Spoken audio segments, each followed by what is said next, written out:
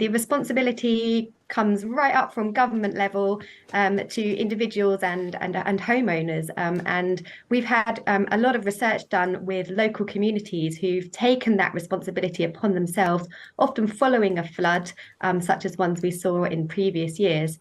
And communities have come together and said, right, it's not working. The support we're getting isn't enough, and we're going to take it on ourselves to make sure we have flood wardens and get that message out to local communities and to vulnerable people. Let's go on and speak now to Dr Jess Neumann, Associate Professor of Hydrology at the University of Reading. Dr Neumann, good morning.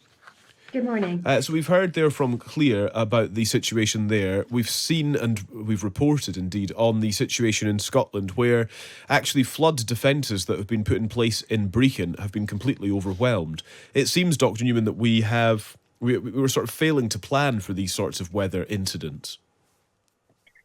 Yeah, I mean, it's very difficult to always accurately plan for events of this size. I mean, a red weather warning like we've seen in Scotland is quite a rare occurrence.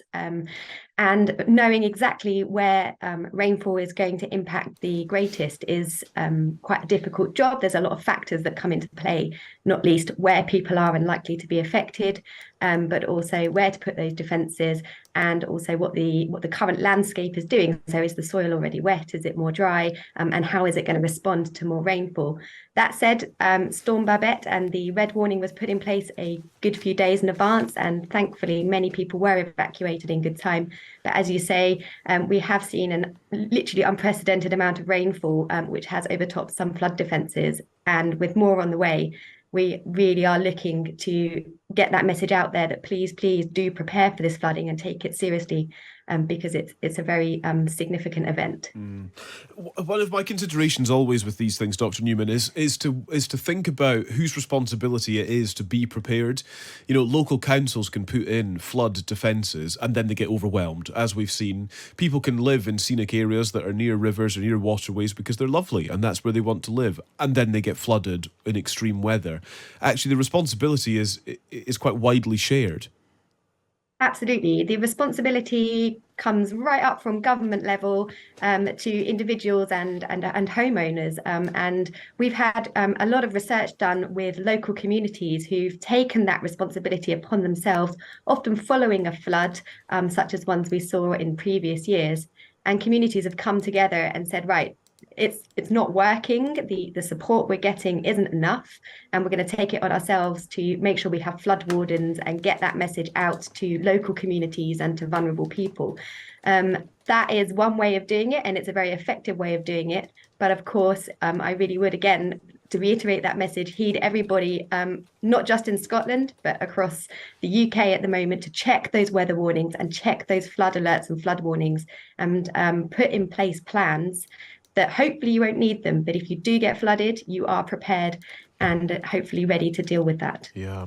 In terms of the sort of our understanding of extreme weather and how it will impact our towns, our cities, our rural areas as well, is that a continuous evolution of knowledge when it comes to trying to prepare for these things? I'm just wondering if we are designing properly in light of what we have learned over the years, or is this a science that is constantly changing?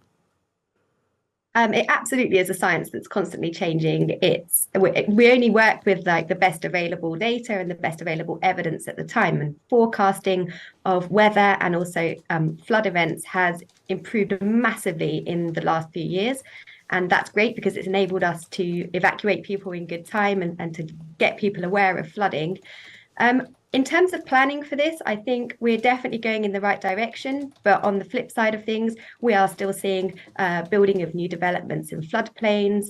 I think we are seeing perhaps a lot of thought, or not enough thought, going into perhaps new housing developments and a future of climate change. You know, this is not something that's going to go away. Flooding is going to be with us. Severe weather is going to keep impacting us. And I think we do need to be really, really thinking about that and building it in from the start and helping people to live in places that keep them safe.